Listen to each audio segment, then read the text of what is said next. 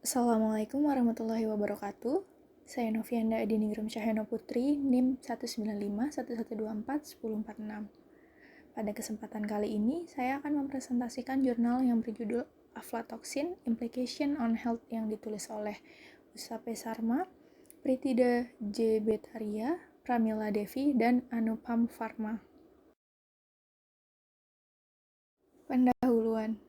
Aflatoksin merupakan senyawa poliketida paling beracun dan merusak yang berasal dari spesies Aspergillus, terutama Aspergillus flavus dan Aspergillus parasiticus.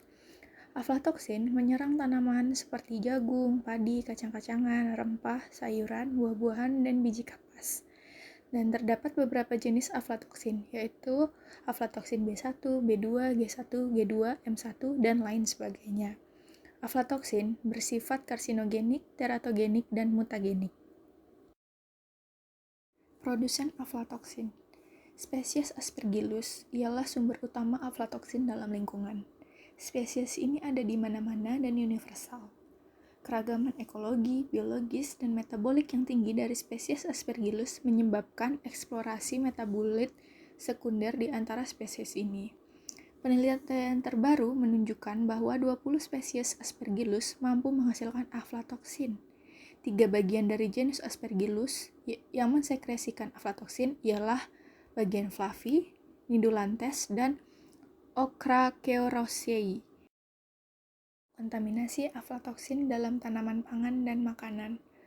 Kontaminasi aflatoksin sering diamati dalam beberapa bahan makanan seperti sereal, susu, rempah, sayuran, buah-buahan, kacang-kacangan, minyak, dan daging. Biji-bijian serealia seperti jagung, beras, jelai, gandum, sorghum, dan kedelai juga rentan untuk terkontaminasi Aspergillus flavus. Beberapa laporan menunjukkan kacang tanah ialah produk utama yang dapat terkontaminasi aflatoksin. Kontaminasi racun dapat terjadi sebelum panen atau selama pengeringan dan penyimpanan.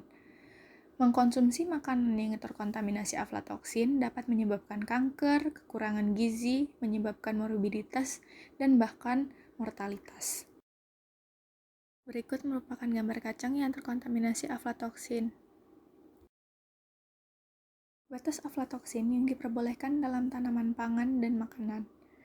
Beberapa pakan konsentrat termasuk biji-bijian, minyak kue, bibit kapas, bunga matahari, kelapa, kopra, dan makanan ikan dilaporkan memiliki kontaminasi aflatoksin. Bahkan makanan hewani, yaitu daging dan produknya, juga rentan terkontaminasi aflatoksin jika mereka mengkonsumsi pakan ternak yang terkontaminasi. Peraturan untuk aflatoksin sedang dilakukan untuk pakan ternak di berbagai negara.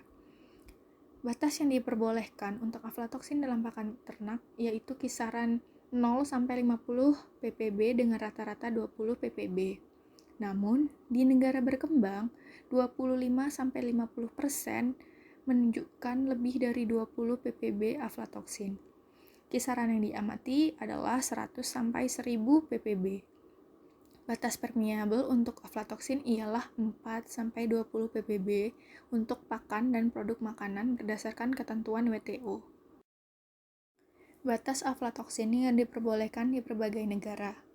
United States Department of Agriculture dan Food and Drug Administration menetapkan batas toleransi 20 ppb untuk aflatoksin dikarenakan efek beracun mereka pada makanan. Namun, FDA memperbolehkan lebih dari 20 ppb dalam jagung dan biji kapas untuk diberi makan pada ternak. Berikut tabel batas aflatoksin yang diperbolehkan di berbagai negara. Aflatoksikosis kesehatan hewan. Tingkat keparahan toksisitas karena asupan aflatoksin tergantung pada spesies, usia, jenis kelamin, dan status gizi. Tindakan utama toksisitas diamati pada hati yang mengakibatkan kerusakan hati dan mengamati penurunan susu dan produksi telur. Aflatoksikosis pada hewan menggambarkan gejala disfungsi gastrointestinal, mengurangi produktivitas, mengurangi pakan pemanfaatan dan efisiensi, anemia, dan dapat menyebabkan penyakit kuning. Aflatoksikosis kesehatan manusia. Aflatoksikosis konsentrasi tinggi dapat menyebabkan aflatoksikosis primer akut. Aflatoksis primer terjadi akibat paparan kronis faktor-faktor yang mempengaruhi produksi aflatoksin pada tingkat rendah ke moderat. Aflatoksin kronis mengakibatkan efek karsinogenik yang menyebabkan kanker, efek teratogenik yang terkait dengan malformasi bawaan, dan mutagenik yang mengarah pada mutasi dalam kode genetik, perubahan dalam DNA yang mengarah pada pemutusan kromosom, penyusunan ulang, kehilangan atau perolehan kromosom, atau perubahan dalam gen, yang gejalanya meliputi perdarahan, kerusakan hati akut, edema, masalah pencernaan, dan bahkan dapat mengakibatkan kematian. Mekanisme aksi aflatoksin. Aflatoksin jelas terkait dengan aflatoksikosis dan masalah kesehatan lain pada manusia, ternak, dan hewan domestik.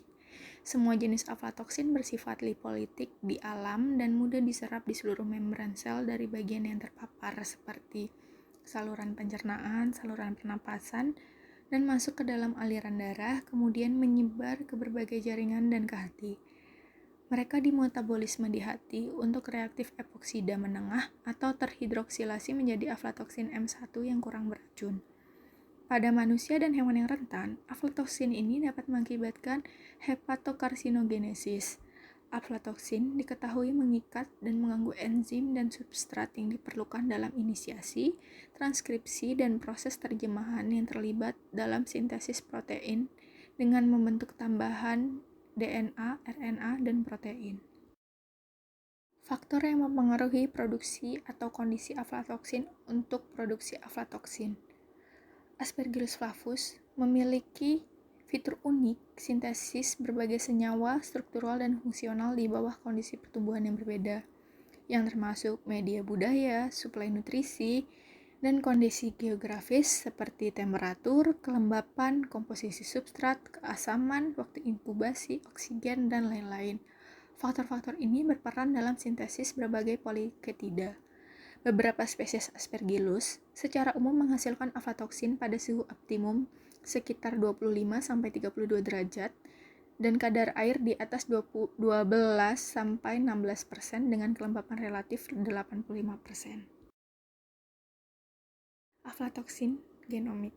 Spesies Aspergillus memiliki 8 kromosom dan ukuran genom yang bervariasi dari beberapa spesies sekitar 30-40 megabasa dengan 50% sintaksis di antaranya, yang merupakan tempat tersembunyi untuk 140-500 gen unik. Ukuran genom Aspergillus flavus dan Aspergillus oryzae sedikit lebih besar, yaitu 37 megabasa daripada Aspergillus lainnya yang berukuran sekitar 30-34 megabasa. Aspergillus flavus dan Aspergillus oryzae memiliki bagian flavi, dan untuk urutan genomik mereka menunjukkan kesamaan spesies, tetapi mereka berbeda secara morfologi. PCR dapat mengidentifikasi mereka satu sama lain berdasarkan daerahnya. Aspergillus flavus dan Aspergillus oryzae berbagi sebagian besar fitur. Walaupun begitu, Aspergillus oryzae tidak mensekresikan banyak poliketida dan racun yang dihasilkan oleh Aspergillus flavus.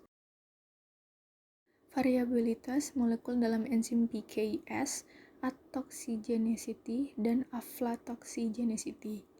Aspergillus flavus dan Aspergillus parasiticus memiliki beragam molekul poliketida sintase dan enzim gugusan gen dalam jalur biosintesis aflatoksin.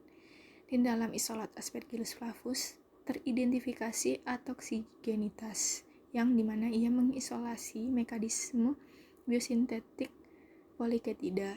Hal ini diaplikasikan pada bidang kapas di Arizona untuk mengendalikan aflatoksin oleh isolat Aspergillus flavus. Berikut arsitektur umum tipe literatif 1 dari PKS. Dampak ekonomi dari aflatoksin. Dampak kerugian ekonomi akibat kontaminasi aflatoksin pada tanaman dan ternak dapat terlihat dari penurunan produksi dan bahkan kematian yang diakibatkan aflatoksin pada tanaman dan ternak. Dan juga, biaya dari perancangan peraturan untuk mengurangi risiko terhadap kesehatan hewan dan manusia memiliki dampak ekonomi. Strategi penghapusan aflatoksin. Terdapat beberapa metode dalam penghapusan aflatoksin. Yang pertama, dekontaminasi. Dekontaminasi aflatoksin dari pakan ternak meliputi penggunaan bahan pengikat seperti tanah liat, zeolit, dan aluminosilikat, atau penggunaan mikroba seperti Bacillus, Lactobacilli, dan Pseudomonas. Kedua adalah blending. Blending ialah metode yang didasarkan pada pencampuran bahan yang terkontaminasi dengan yang tidak terkontaminasi pada rasio yang diinginkan berdasarkan tingkat kontaminasi. Lalu yang ketiga ada amoniasi, yaitu prosedur yang berguna yang berhasil beroperasi dengan adil di banyak negara.